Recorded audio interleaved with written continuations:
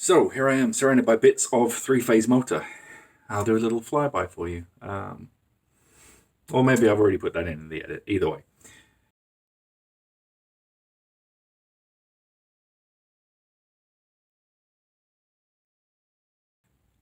So since I dropped the nut, as you saw in the previous video, I figured I'd have to take the motor off. And if I had to take the motor off, why wouldn't I take it apart and see if it could be easily rewired from star to delta? We know it's star because there's only 3 wires attached to the terminal board. So for reference, if anybody ever needs to know how to get one of these old English electric motors apart off your Bridgeport, the pulley is held on by a single grub screw, which I think, there you go, oops, wrong way, there you go, I think was 4mm in my case, which seems weird because it was the only metric thing on the whole thing, so it's probably actually imperial. And then the base plate, this guy, with a bit of wood stuck to it, is held on by 4 grub screws,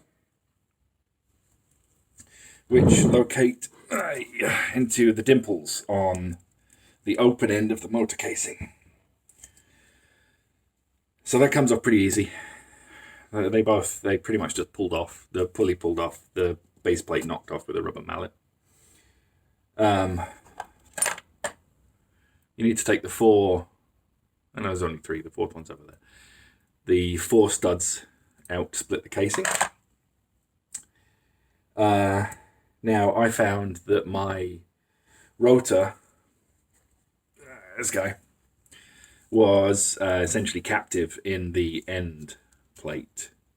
Now it should be possible to pull it out of there, I would have thought, but I didn't really want to knock the bearing out. So what I did was undo all of the wiring, because of course the wiring stays with the stator, and this comes out with the rotor. So you have to do all of the wiring, which means a lot of very, very tiny brass nuts. Like, I don't even know how small, but very. They're not super tight, so pray needle those pliers and they come right out. Don't forget to knock the key out of the motor shaft, otherwise it won't come out through the hole. Never guess how I remembered that. And then you have it. As far as I can tell,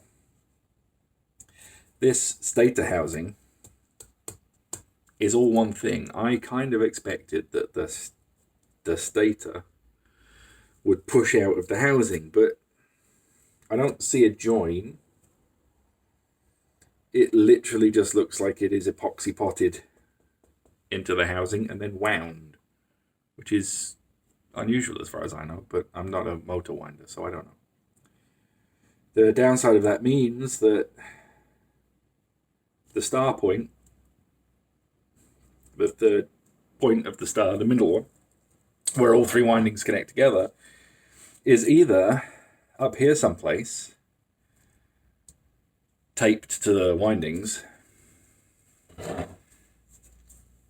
or is down the other end, which is impossible to get to. So I kind of assume that maybe the stator does press out of this housing, or at least this end pushes off. But I'm not really intending to get any further into this at this point. As far as I can tell at this point, I'm faced with 2 choices. Either I get this rewound or rebuilt by a local company into a Delta configuration with a new terminal block, probably an external terminal block, which is fine. I mean, a bunch of wires can just poke out of the casing for all I care. Or I buy a static inverter and I run the whole machine off 415. It's so many people have told me just buy a static inverter and run it off that and I'll be fine.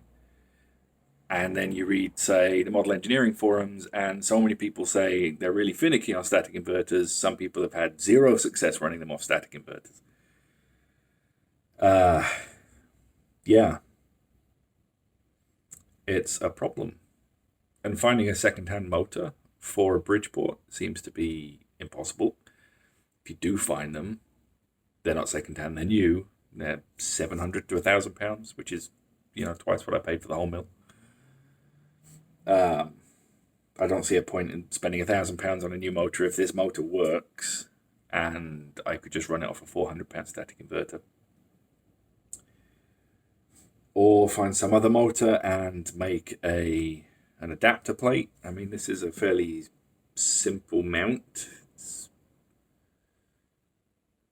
just registers onto a shoulder to keep it flat. I don't know. I've done a bunch of Googling and looking on YouTube and forums, and either what you find is American information, it's totally different. They got completely different motors, which makes sense. They're 3 phases 220, not 415. And their single phase is 110, not 230 like we have. Or it's people in the UK with pancake motors. Now, there is a video of, which I linked to in my previous video, someone rewiring a pancake Dallender motor to Delta. Now, I assume that means he unwrapped all of this stuff. I need to go back and rewatch his video. Or maybe ask nicely and see if he'll comment here. But that scares me, because all of this wrapping goes on as you're winding the motor, as far as I know. And I don't know how old this motor is. I would guess it's not from 1961, but it could be, which is the age of the mill. It has no date, just has a serial number, which does not have a date in it. The frame type appears to be super obscure. I find no references to MV5126, which is the frame type. It's 1 horsepower. It's only the little J head. There's a little bit of regret creeping in. Maybe I made the wrong choice. Maybe I should have waited and bought a pancake motor, or, and dealt with it, or what. I don't know. So there's a Motor Rewinders local to me. They'll be open on Monday, and their winder is there, so I could just rock up with, at this point, bits of motor and ask, which I'm very tempted to do. I don't know. I'm really confused at this point. I'm really in 2 minds on everything. But I really need to get back to tidying the garage. The mill's not going anywhere. It's not doing anything. So it doesn't really matter if the motor sits here, as long as I remember where all the screws go, which there were many. And the other thing I now know, so I found the nut that was on, I found the plain nut lurking in the top of the head. There is also a star washer. I did not find that. So the star washer, I really hope has fallen out of the head and has not fallen into the head somewhere, but I gotta go find it. So if anybody's ever wondering, most of the grub screws on this thing are 3/16.